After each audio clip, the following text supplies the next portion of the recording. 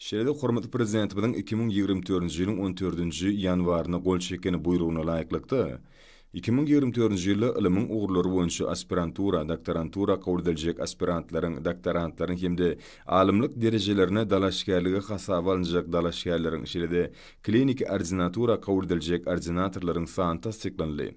Şol münasibetli Türkmenistanyň Ilimler Akademiýasyny Pehim Paýhas ummany magtumuny Praga ýylyna hormatly prezidentimiň ilim siýasaty dawarlanýan atly hoşallyk maksady geçirildi.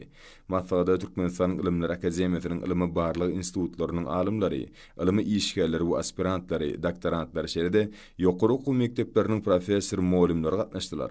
Maksadyň dowamyna çykyş edenler hormatly prezidentimiň we gahrman arkadamyza ýurdumyzyň ilim bilim ulgamyny ösdürmek, akademik ilimiň maddi tekniki we işgärler binýadyny powturlandyrmak, ýaş alimlaryň münasip neslini kemale getirmek ugruna edýän ýadusyz tagalar üçin çeksiz alkyş aýtdylar.